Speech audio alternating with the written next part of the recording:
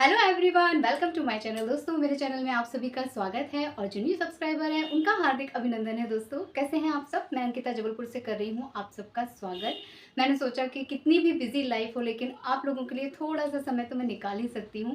Actually में इधर भी कुछ ऐसी चीज़ें चल रही हैं, बिजी शेड्यूल तो है ही है, साथ में उत्कर्ष की भी बहुत सारी चीज़ें क्लासेस में चेंज हो रही हैं, कई सारे कॉम्पिटिशन्स हो रहे हैं। तो जब आप प्रॉपर तरीके से बच्चों को समय नहीं दे पाते हैं तो बच्चे थोड़े से चिड़चिड़ करने ही लग जाते हैं। और हमें लगता है कि बच्चे को तो हर साल हम ये सब कराते हैं, उसे आता होगा, लेकिन ऐसा नहीं है। जब भी उनको पता चलता है कि उनका ड्राइंग कंपटीशन है या कोई स्पोर्ट्स कंपटीशन है, किसी भी तरह का क्राफ्ट कंपटीशन है, तो बच्चे थोड़ा सा सहम जाते हैं, चाहते हैं कि आप उनको वक्त दें। और वही चीज़ें इस समय मेरे साथ हो रही हैं। बीते कुछ दिनों में उत्कर्ष की मैम ने एक लिस्ट भेजी है जिसमें उसको गणेशा बनाना है, कुछ ड्राइंग कंपटीशन है, अपना फेवरेट टॉय बनाना है, बहुत कुछ चल रहा है। कुछ स्पोर्ट्स वगैरह का भी है। तो अब मैं स्पोर्ट्स में बिल्कुल रुचि नहीं लेती हूँ, तो मेरे बस का स्पोर्ट्स नहीं होता है। जब भी कभी वो मुझसे स्पोर्ट्स के बारे में कुछ पूछता है तो मैं उसको उसके पापा चाचा के पास भेज देती हूँ। और यही थोड़ा-सा माइनस पॉइंट हो जाता है क्योंकि मैं तो फ्री रहती हूँ, मैं घर में रहती हूँ, लेकिन उसके पापा चाचा के पास उतना समय नहीं होता। जब वो फ्री होंगे तब वो उसको टाइम दे पाते हैं, बता पाते हैं। उतने में ही वो इतना चिड़चिड़ करने लगता है ना, इतना गुस्सा करने लगता है, उसको लगता है कि अरे तुम मुझे कहीं से बता दो, कुछ समझा दो तो मैं उसे लर्न करना शुरू कर दूँ। बच्चों की अपनी चीज़ें होती हैं। मैं पहले ये सोचती थी कि जो बच्चे नवजात शिशु होते हैं या जो बोलना नहीं जानते हैं, वही अपनी तकलीफ़ नहीं बता पाते हैं, लेकिन ऐसा नहीं है। कई बार ऐसा भी होता है कि आपका 10 साल का बच्चा भी आपको चीज़ें अच्छे से एक्सप्लेन नहीं कर पाता है। जब वो चिड़चिड़ करने लग जाता है, जब वो गुस्सा करने लग जाता है, तब आपका ध्यान जाता है कि ये ऐसा क्यों कर रहा है? इसके बिहेवियर में ये चेंज क्यों है? व्यस्तता के साथ-साथ ये उधेड़-बुन भी चल रही है। बीते कुछ दिनों में मैंने नोटिस किया कि हमने गणपति बप्पा की स्थापना की है। इतने अच्छे से उत्कर्ष मेरे साथ सारे तीज त्योहार सेलिब्रेट कर रहा है और वो पूजा भी बहुत अच्छे से करता है, सब कुछ करता है। लेकिन मैंने देखा कि पूजा के टाइम पे उसे छोटी-छोटी बातों पे गुस्सा आ रहा है। उसके चाचू ने भोग में पहले तुलसी डाल दी तो वो चिढ़ गया। मुँह बना के आरती गा रहा है या जो भी कुछ है उसका मन नहीं लग रहा है, ध्यान डाइवर्ट हो रहा है। मैंने 1 टाइम नोटिस किया, मैंने 2 टाइम नोटिस किया, फिर मैंने थोड़ा उसको समझाया, मैंने उसे प्यार से अपने पास बिठाला। उस टाइम एट अ टाइम तो मैं उसे डाँट देती हूँ कि इस तरह का बिहेव नहीं करो, चाचू के साथ तुम ऐसा कर रहे हो या गुस्सा क्यों कर रहे हो, पूजा के टाइम गुस्सा नहीं करते। बट बाद में मुझे लगा कि हो सकता है कोई बात इसको परेशान कर रही हो सकता है अगर ये बार-बार छोटी-छोटी बातों पे चिड़-चिड़ कर रहा है तो कोई मैटर हो सकता है, बच्चा नहीं बता रहा होगा। तो फिर वही है, एज़ अ मदर सोचती हूँ कि चलो थोड़ा-सा उसको टाइम देती हूँ, थोड़ा उसके साथ खेलती हूँ, बातों-बातों में हो सकता है वो मुझे बता दे।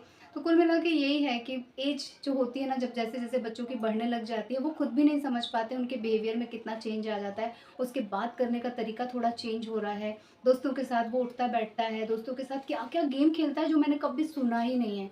ये लोग कल्पना की दुनिया में जीते हैं। इवन उत्कर्ष को मैं टीवी नहीं देखने देती हूँ, मैं कार्टून वगैरह उतना नहीं इसको अलाउ करती हूँ। कभी-कभार बहुत ज़िद करता है तो मोटू पतलू देख लो या इस तरह के कुछ लाइट वाले जो होते हैं ना कॉमेडी में, वही दिखाती हूँ उसको। वो ढिशुम, ढिशुम, ढिशुम मैं इससे दूर रखती हूँ क्योंकि इन सब चीज़ों का माइंड पे बहुत ज़्यादा असर पड़ता है। तो मैंने शुरू से उसे दूर रखा।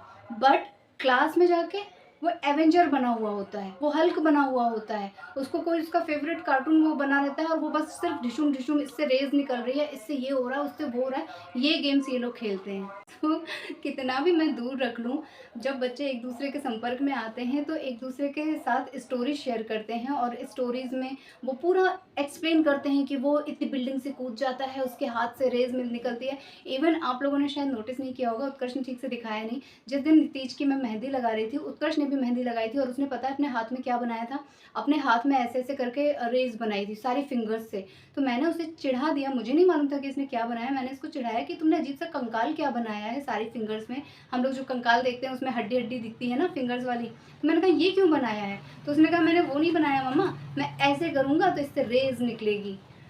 मैंने कहा गज़ब! मैं तो इसे ये सब चीज़ें दिखाती नहीं हूँ, ये सब कभी कभी हमारे यहाँ ये सब चीज़ें प्ले नहीं होती हैं, मोबाइल में उसे देती नहीं हूँ।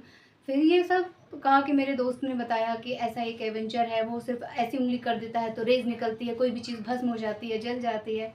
सो भैया कुछ भी हो जाए, आप कितना भी अच्छे से बच्चों को पाल लें, बच्चे इन सब चीज़ों के संपर्क में आ ही जाते हैं।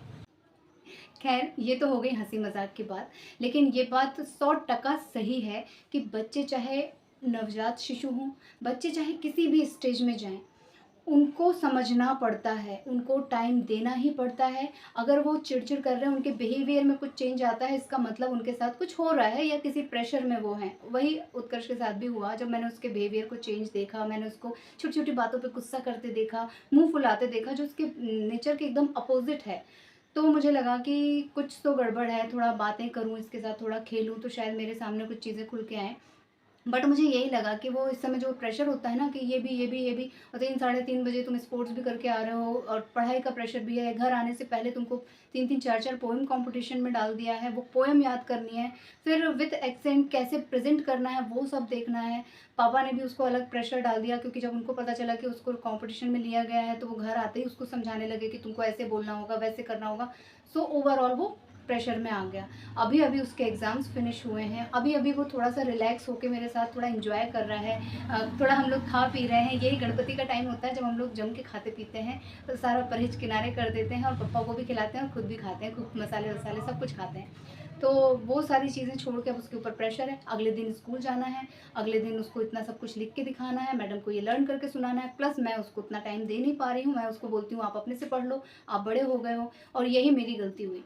मुझे लगा कि बच्चा तो अब अपने से पढ़ लेता है, इसको तो काफ़ी कुछ आ गया है, अपने से लर्न कर लेता है तो ये कर लेगा। तो मैंने यहाँ पे उसको छोड़ दिया और बस वही उसको बर्दाश्त नहीं हुआ कि मम्मा मेरी तरफ ध्यान नहीं दे रही है, मम्मा मुझे टाइम नहीं दे रही है, मैं मम्मा से कुछ पूछ रहा हूँ, वो मुझे बता नहीं रही है। सो वो सब ओवरऑल अंदर-अंदर करने के बाद वो चीज़ उसने इस तरह से प्रेज़ेंट करना शुरू कर दी कि जब हम इकट्ठे होते हैं, हम उसे अच्छे से सेलिब्रेट करते हैं, तो वो बेमन से सारी चीज़ें कर रहा होता है, चिड़-चिड़ कर रहा होता है। तो फिर वापस ये सारी चीज़ें समझने के बाद तो समय देना पड़ेगा ना, क्योंकि अचानक से मैं बोलूँगी कि नहीं बेटा ऐसा नहीं वैसा, वो उसको समझ में नहीं आएगा। थोड़ा-थोड़ा करके मुझे भी चेंज लाना पड़ेगा, वो क्या चाहता है उसके हिसाब से मुझे भी अपना व्यवहार बदलना पड़ता है, अपनी चीज़ों को बदलना पड़ता है, प्रायोरिटीज़ को बदलना पड़ता है। और मुझे नहीं लगता कि ये कुछ सालों का है, आई थिंक ये हमेशा का हो जाता है। बच्चे चाहे छोटे हों, चाहे बड़े हों, बच्चे अपने पेरेंट्स से वही एक बॉन्डिंग चाहते हैं, वही उतना समय चाहते हैं। हाँ, थोड़ा-थोड़ा प्रायोरिटी अलग-अलग हो जाती है, थोड़ी क्वांटिटी अलग हो जाती है। जब वो पहले मुझसे एकदम चिपका हुआ होता था, तो वो ज़्यादा समय चाहता था, अब वो मुझसे थोड़ा समय चाहता है ताकि मैं उसकी चीज़ों को क्लियर कर दूँ, उसको समझूँ कि वो क्या चाहता है, उसको समझूँ कि उसे क्या चीज़ की ज़रूरत है, उसके बिना कहे ये सब चीज़ें मैं समझूँ। सो अभी उसकी एज भी चेंज हो रही है और हम लोग तो हार्मोन्स के बारे में हमेशा बातें करते हैं। मैं तो हमेशा ही आप लोगों के साथ शेयर करती हूँ कि जब बच्चों के हार्मोन्स चेंज होते हैं तो बहुत सारे बिहेवियर्स में चेंज आता है। लेकिन केवल हार्मोन्स नहीं, बहुत सारी चीज़ों में बस लगातार बच्चों की बॉडी में चेंजेस आते रहते हैं। बच्चे ग्रोथ कर रहे होते हैं, उनको पेन वगैरह भी होता है। मैंने बताया मसल्स पुल होती हैं, हड्डियों में भी दर्द होता है। मैंने अपने कई सारे वीडियोज़ में शेयर किया है कि जिन बच्चों की ग्रोथ हो रही होती है उनको उस टाइम पे कैसा ट्रीटमेंट चाहिए, कितनी मालिश चाहिए, मालिश बहुत ज़रूरी होती है। और खाने-पीने का सारा सामान, पूरा पोषण उनको मिलना चाहिए, उतना उनकी नीड होती है, उनकी बॉडी की नीड होती है। और हमारा टाइम तो है ही है, नॉइज़ पॉल्यूशन शुरू हो गया है, तो मैं सोचती हूँ कि अपना ब्लॉग यहीं पे एंड कर लूँ, आप लोगों से ले लेती हूँ विदा। यही था मेरा थोड़ा-सा एक छोटा-सा हाल-चाल वाला वीडियो, हाल-चाल वाला व्लॉग, और कुछ ख़ास नहीं। जब उत्कर्ष मेरा साथ देंगे तो मैं फिर से आप लोगों के सामने एक और न्यू व्लॉग लेके आऊँगी और कुछ और चीज़ें शेयर करूँगी। अभी टाटा बाय-बाय कर लेती हूँ, लेकिन जाने से पहले आप लोगों से रिक्वेस्ट करूँगी कि जो लोग न्यू हैं, प्लीज़ मेरे चैनल को सब्सक्राइब कीजिए, वीडियोज़ को लाइक कीजिए और इसी तरह अपना प्यार और आशीर्वाद बनाए रखिए।